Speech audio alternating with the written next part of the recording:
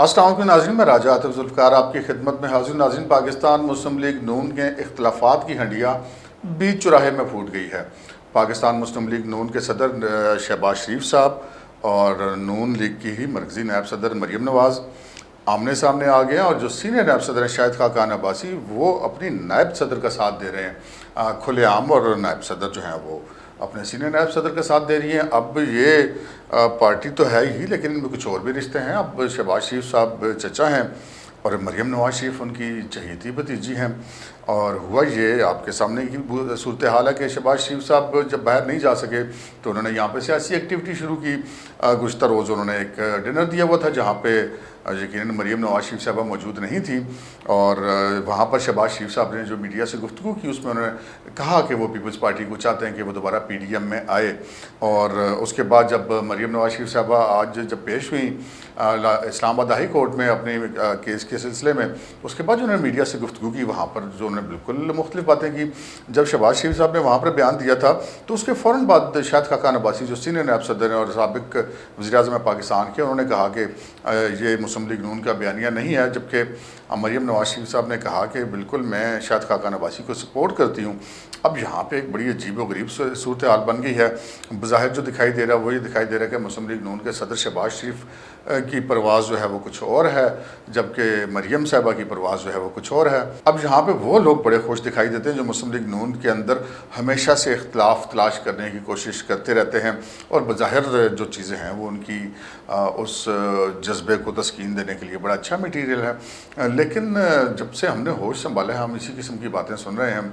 मुझे याद है कि 80s के एंड में जब हम स्कूल में हुआ करते थे उस ज़माने में भी ऐसी बातें सुनते थे कि नवाज शरीफ और शहबाज शरीफ की आपस में बनती नहीं, और अमूमन जो लोग मौक़िफ़ में इख्तिलाफ़, जो पार्टी के अंदर इख्तिलाफ़ राय है, उसको वो शायद को बहुत बड़ा इख्तिलाफ़ करके बयान किया करते थे। शहबाज शरीफ साहब को बहुत दफ़ा माजी में भी ऐसी ऑफर्स हुई कि वो अपने भाई का साथ छोड़ दें और वज़ीर-ए-आज़म बन जाए, लेकिन शहबाज शरीफ साहब ने माजी में ऐसी कोई ऑफ़र कबूल नहीं की। अब जो मामला था वो ये सुनने में आता कि जी शहबाज शरीफ साहब के पास कोई डील मौजूद है और वो डील अपने डिस्कस करने के लिए अपने भाई साहब के पास जाना चाहते हैं, क्योंकि मियां नवाज शरीफ साहब की मंजूरी के बगैर तो कोई डील जो है वो तोड़ कहते हैं ना पंजाबी में कि तोड़ चढ़ नहीं सकती, तो उसके बगैर तो वो मुकम्मल नहीं हो सकती।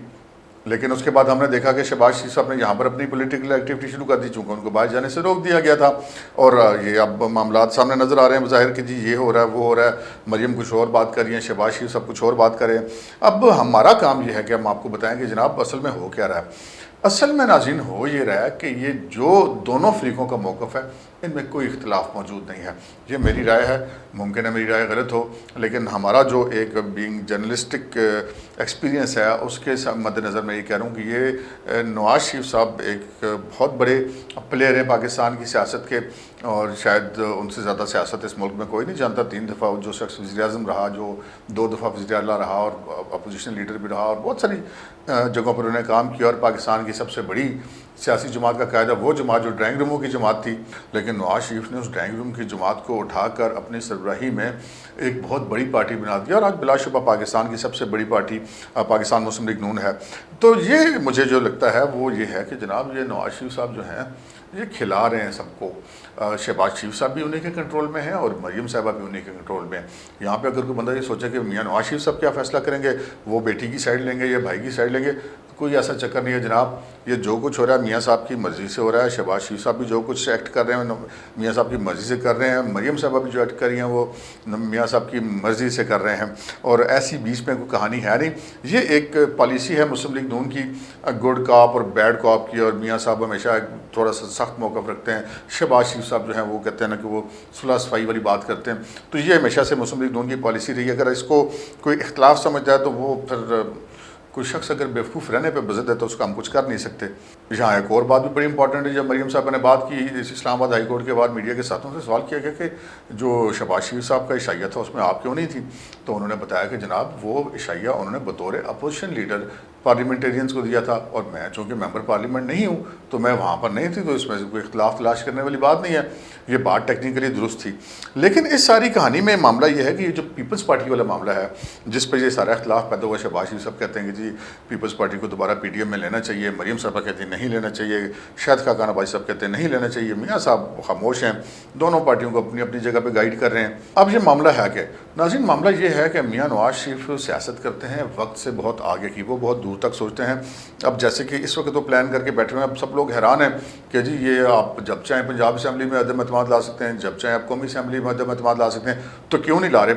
इसलिए नहीं ला रहे कि मियाँ नवाज शरीफ दूर की सोचता है, वो अगले इलेक्शन की सोच रहा है कि अगले इलेक्शन में मुस्लिम लीग नून की क्या पोजीशन बननी है। इस वक्त पाकिस्तान की तमाम एजेंसियों की ये रिपोर्ट मौजूद है कि अगले इलेक्शन में मुस्लिम लीग नून का जो टिकट है वो एक हॉट केक होगा और उसकी वैल्यू सबसे ज़्यादा होगी और सबसे ज़्यादा उसके इम्कान पाए जाते हैं कि मुस्लिम लीग नून जो है वो सीटें ज़्यादा हासिल करेगी। तो मियाँ नवाज शरीफ साहब इस वक्त इक़्तिदार लेकर ये जो बकौल मुस्लिम लीग नून की इस हुकूमत की जो नाकामियाँ वो अपने सिर मंडना नहीं चाहते और वो ये नहीं चाहते कि उनके जो एक उन्होंने बयानिया लिया एंटी इस्टेब्लिशमेंट, वो बयानिया उसको कोई ज़िक्र पहुँचे, उसको कोई जद पहुँचे, और इसलिए वो एक साइड पे बैठे और वो चाह रहे हैं कि ये मज़ीद गवर्नमेंट जो इसी तरह वो नलायकियों का मुजाहरा करती रहे और जितना ये काम लेट होगा, आइंदा इंतखाबात 6 महीने बाद होते हैं या कि 2 साल के बाद होते हैं, तो इसमें मुस्लिम लीग नून को फ़ायदा पहुँचेगा। लेकिन आसिफ अली ज़रदारी साहब जो हैं वो मियाँ नवाज शरीफ साहब की तरह अब बहुत दूर की नहीं सोचते, बल्कि उनके बारे में मशहूर है कि वो डे टू डे पॉलिटिक्स को देखते हैं, वक्ती फ़ायदा देखते हैं, जिसका हमने मुजाहरा देखा। जब सदर पाकिस्तान का इलेक्शन था तो उन्होंने जनाब वो अपने स्पीकर डिप्टी स्पीकर के लिए वोट ले लिए, और जब सदर पाकिस्तान के इलेक्शन की बारी आई तो उन्होंने अपोजिशन के उम्मीदवार मौलाना फजलुर रहमान को वोट नहीं दिया। वहाँ पर उन्होंने अपोजिशन के अंदर एक जिसे कहते हैं रिफ्ट पैदा की। उसके बाद जब ये अब इलेक्शन हुए सेनेट के, तो उसमें यूसुफ जग गिलानी के लिए उन्होंने उनको सेनेटर बनवाने के लिए वोट ले लिया, फिर उनको चेयरमैन सेनेट बनवाने के लिए वोट ले लिया, लेकिन उसके बाद खुद ज़बरदस्ती जो एक कमिटमेंट थी उसके खिलाफ उन्होंने अपोजिशन लीडर की सीट भी उनके लिए ले ली जब देखा कि वो चेयरमैन सेनेट नहीं बन सके।